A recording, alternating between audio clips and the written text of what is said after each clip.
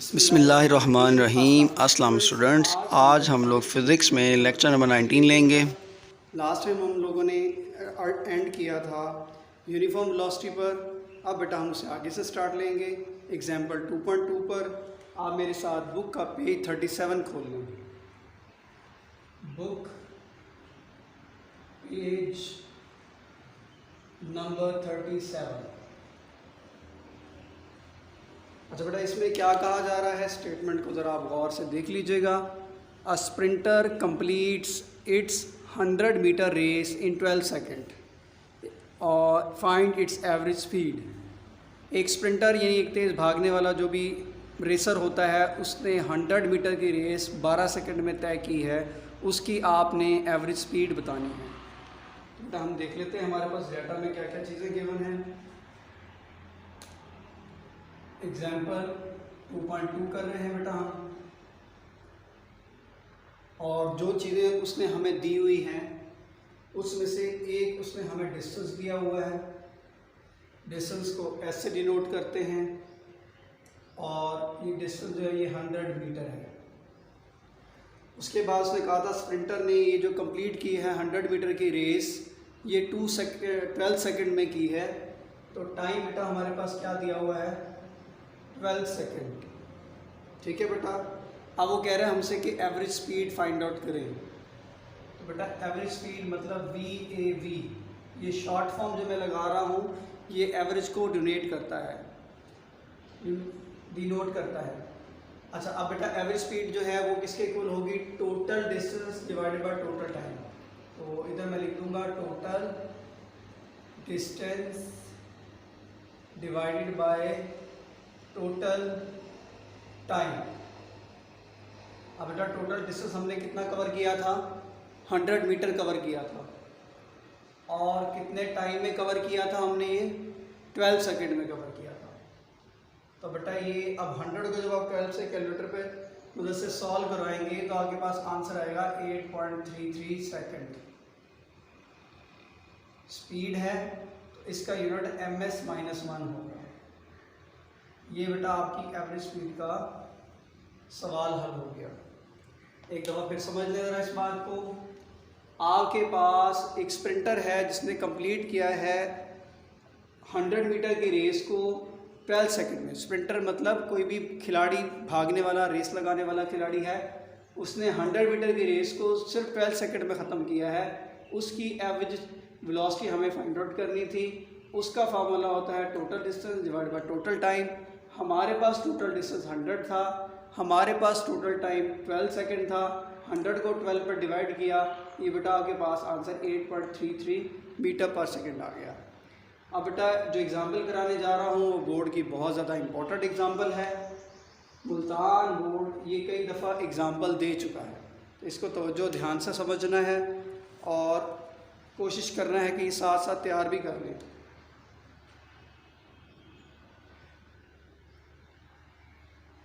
इस एग्जाम्पल में देख ले बेटा क्या कह रहा है और ये क्यों अहम है। A cyclist complete half round of a circular track of radius 318 metre in 1.5 minute, find its speed and velocity. एक साइक्लिस्ट है जो एक हाफ राउंड सर्कुलर ट्रैक, जैसा कि आपको यहाँ से नज़र आ रहा होगा A से ये B की जानिब, तो इसको वो कवर करता है। ये 318 मीटर इसका रेडियस है और इस सर्कुलर ट्रैक वो कवर करता है 1.5 मिनट में। आपने स्पीड भी फाइंड आउट करनी है और वेलोसिटी भी फाइंड आउट करनी है। थोड़ा सा बेटा इसको समझने की ज़रूरत है। डायग्राम की मदद से मैं ड्रॉ करके आपको समझाता हूँ। तो यहाँ बेटा मैं एक डायमीटर वाली लाइन ड्रॉ कर रहा हूँ जिसमें से मुझे पता है कि रेडियस 318 मीटर है। अगर ये हिस्सा 318 मीटर होगा तो बेटा ये हिस्सा भी 318 मीटर ही होगा। ठीक है, क्योंकि सेंटर से सर्कल में किसी भी पॉइंट तक का फासला क्या कहलाता है, रेडियस कहलाता है। अब हमारा क्योंकि हाफ सर्कुलर ट्रैक है तो उस वजह से ये रेडियस आपका 318 मीटर है। सिमिलरली ये रेडियस भी आपका 318 मीटर ही बनेगा। ठीक होगी जी बात बेटा। और ये कंप्लीट जो मैं बात कर रहा हूँ ये मैं 2R यानी डायमीटर की बात कर रहा हूँ, डायमीटर जो होता है वो 2r के इक्वल होता है। अब बेटा हमें सबसे पहले डाटा को लिख लेते हैं कि डाटा वाले ने क्या, क्वेश्चन वाले ने क्या चीज़ दी है। उसने आपको रेडियस दिया है जो कि 318 मीटर है, उसने आपको टाइम दिया है जो कि 1.5 मिनट है। मिनट में हम लोग बेटा टाइम नहीं लेते, अपनी कन्वीनियंस के लिए हम इसे SI यूनिट में कन्वर्ट करेंगे, यानी कि सेकंड में कन्वर्ट करेंगे। तो टाइम बेटा क्या हो जाएगा आपके पास, 1 मिनट में आप जानते हैं 60 सेकंड्स होते हैं, इसी तरह से आधे मिनट में 30 सेकंड्स होते हैं। तो बेटा ये 60 + 30 क्या हो जाएगा, 90 सेकंड्स हो जाएगा। तो ये बेटा आपके पास टाइम आ गया। अब इसके बाद वो क्या कहना चाह रहा है, आपने स्पीड फाइंड आउट करनी है, ठीक है बेटा, और वेलोसिटी फाइंड आउट करनी है। अच्छा बेटा, अगर मैं इन दोनों को सिर्फ वी से डिनोट कर दूं तो आपके लिए पहचान करना मुश्किल है कि स्पीड कौन सी है और वेलोसिटी कौन सी है। इसलिए मैं वेलोसिटी को, क्योंकि एक वेक्टर क्वांटिटी है, तो इस तरीके से डिनोट करूँगा, ठीक है बेटा। अब स्पीड का आप लोगों ने फार्मूला पढ़ा हुआ है, वो क्या होता है, डिस्टेंस डिवाइडेड बाय टाइम। अगर आप गौर करें तो डिस्टेंस जो है वो, अगर ये पॉइंट A था और ये पॉइंट B था, तो इस पॉइंट से वो एक सर्कुलर ट्रैक के अंदर एक ये डिस्टेंस कवर कर रहा है। तो अगर आप देखें तो ये तो सेमी सर्कल है एक तरह का, और सर्कल के अंदर जो डिस्टेंस कवर किया जाता है वो उसकी सर्कमफेरेंस के अकॉर्डिंग होता है। और आपने ये छोटी क्लास में सर्कमफेरेंस ऑफ द सर्कल पढ़ा होगा, 2πr। याद रखिएगा बात, ये जो मैं सर्कमफेरेंस बता रहा हूँ ये पूरे सर्कल की है। अगर मुझे सेमी सर्कल की यानी हाफ सर्कल की लेनी है तो मुझे क्या करना पड़ेगा, इस सर्कमफेरेंस को 2 पर डिवाइड करना पड़ेगा।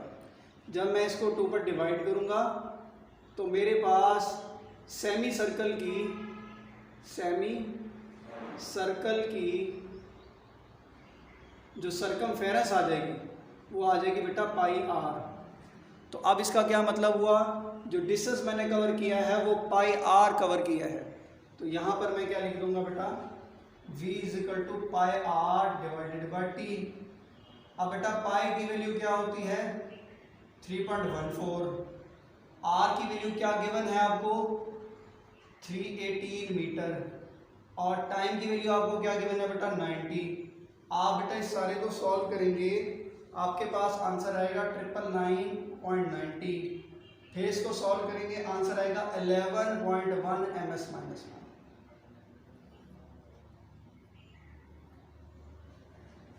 ठीक है बेटा जी।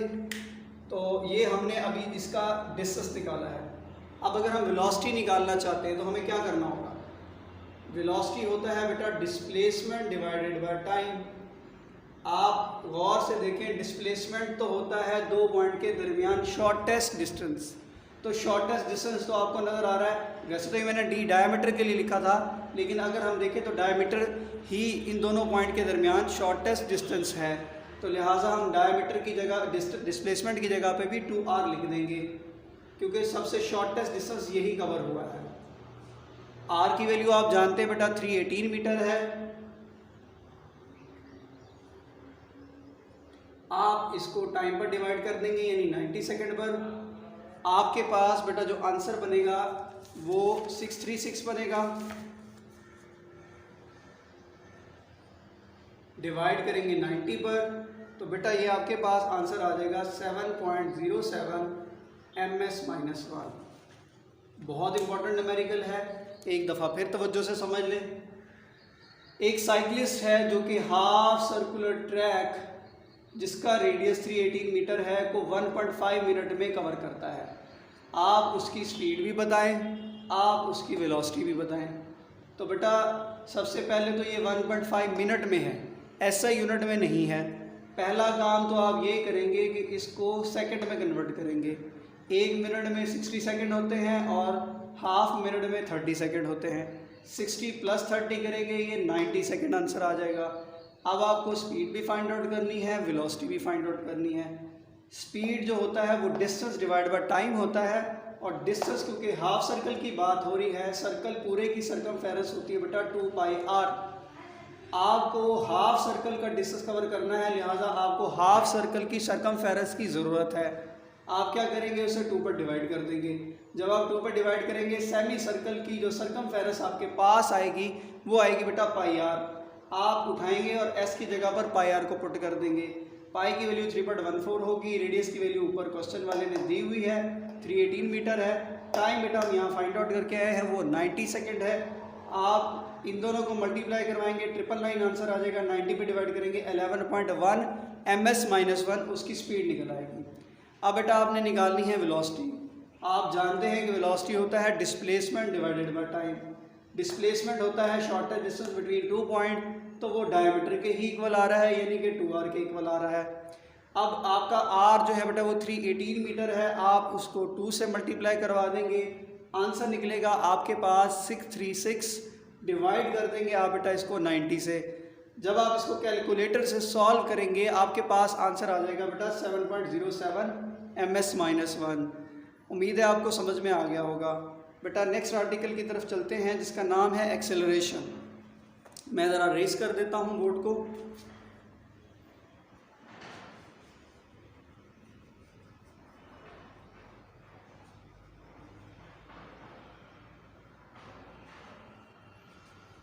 अच्छा बेटा, एक्सेलरेशन के हवाले से आप लोग कुछ ना कुछ पहले से जानते हैं। मैं आपको बताता हूं कि आप इन चीज़ों को कैसे जानते हैं पहले से। बेटा अक्सर आपने सुना होगा कि जैसे 1 to 5 मोटरसाइकिल की बात करें तो लोग क्यों लाइक ज़्यादा करते हैं जी, एक्सेलरेशन ज़्यादा है। एक्सेलरेशन का क्या मतलब होगा, और अगर गाड़ी में कोई बंदा जा रहा हो किसी जगह पर तो उसकी स्पीड बढ़ानी है तो वो कहता है भाई एक्सेलरेटर जो है वो ज़्यादा प्रेस करो। तो ये एक्सेलरेटर क्या है, तो एक्सेलरेटर लफ्ज़ी मानों से ही पता चल रहा है कोई स्पीड तेज़ करने वाली या कम करने वाली चीज़ है। बेसिकली ज़्यादातर एक्सेलरेशन का माना हम जो अमूमी तौर पर समझते हैं वो ये है कि हम स्पीड को बढ़ा रहे हैं। तो एक्सेलरेटर बेटा मोटरसाइकिल की सूरत में आपके राइट हैंड पर होता है, कार की सूरत में ये आपके राइट फुट की तरफ होता है। तो एक्सेलरेशन का क्या मतलब है बेटा कि एक्सेलरेशन जो है वो rate of change of velocity को जाहिर करता है। ये बेटा आपके पास रेड बॉक्स में भी दिया हुआ है, acceleration is defined as rate of change of velocity of a body is called acceleration. अब अगर एक्सेलरेशन की बात करें तो चेंज इन वेलोसिटी किस तरह से होगा, चेंज इन वेलोसिटी इस तरह से होगा कि आपके पास कोई दो वेलोसिटीज़ होंगी, उनका आप जब डिफरेंस निकालेंगे तो उसके ज़रिए से आप वेलोसिटी का चेंज मेजर कर सकते हैं। तो बेटा एक्सेलरेशन क्या हुआ, change in velocity divided by time taken.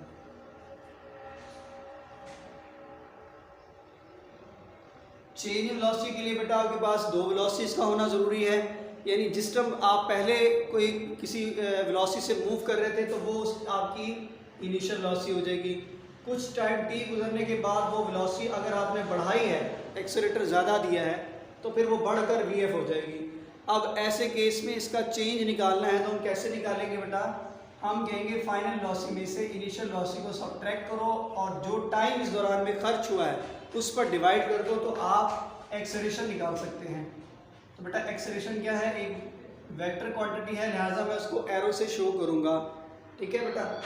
अब अगर आप इनका चेंज निकालेंगे वो भी तो कोई वेलोसिटी ही की वैल्यू होगी, और वेलोसिटी का जो यूनिट होता है बेटा वो ms-1 होता है, जबकि टाइम का जो यूनिट होता है वो s होता है।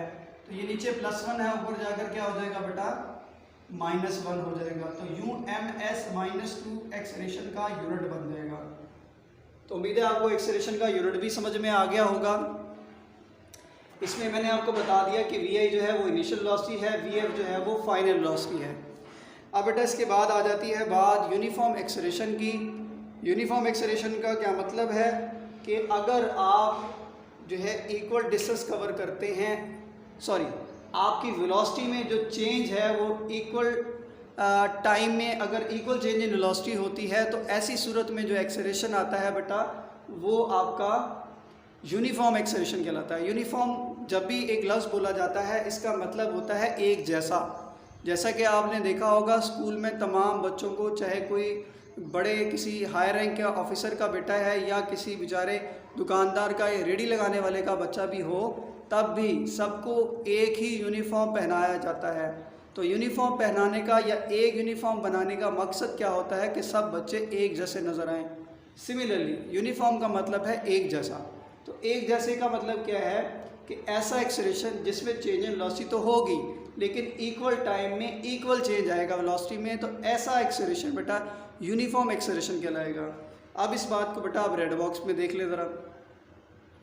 A body has uniform acceleration if it has equal changes in velocity in equal interval of time however short the interval may be। Interval चाहे जितना मर्जी छोटा हो जाए, ऐसी सूरत में यूनिफॉर्म एक्सेलरेशन होता है अगर इक्वल चेंज आता है वेलोसिटी में in equal interval of time में। अब बेटा ये जो एक्सेलरेशन होता है ये दो तरह का होता है, एक पॉजिटिव एक्सेलरेशन होता है और एक नेगेटिव एक्सेलरेशन होता है। पॉजिटिव एक्सेलरेशन के लिए बेटा आप यहाँ से लाइन को हाईलाइट करेंगे। आई होप कैमरे ने फोकस कर लिया होगा। Acceleration of a body is positive if its velocity increases with time. तो ये वाली लाइन आप हाईलाइट कर लेंगे, पॉजिटिव एक्सेलरेशन को डिनोट कर रही है। और उसके बाद नेगेटिव एक्सेलरेशन का क्या है कि सिमिलरली बिल्कुल इसका ऑपोजिट कर दें, acceleration of a body is negative if velocity of a body decreases. अब ये जो नेगेटिव एक्सेलरेशन होता है इसकी वजह से जो डिफाइन मैं आपको बता रहा हूँ यहाँ होगी, acceleration of a body is negative if velocity of a body decreases. अब ये जो नेगेटिव एक्सेलरेशन है इसके दो और नाम भी हैं। बोर्ड अक्सर इन नामों से भी क्वेश्चन पूछ लिया करता है। वो नाम क्या क्या है बेटा? एक तो रिटार्डेशन है, एक डिक्लेरेशन है। ठीक है बेटा, आज का आर्टिकल यहीं तक था। अगर आपको बेटा कोई बात समझ ना आई हो तो आप उससे क्वेश्चन कर सकते हैं।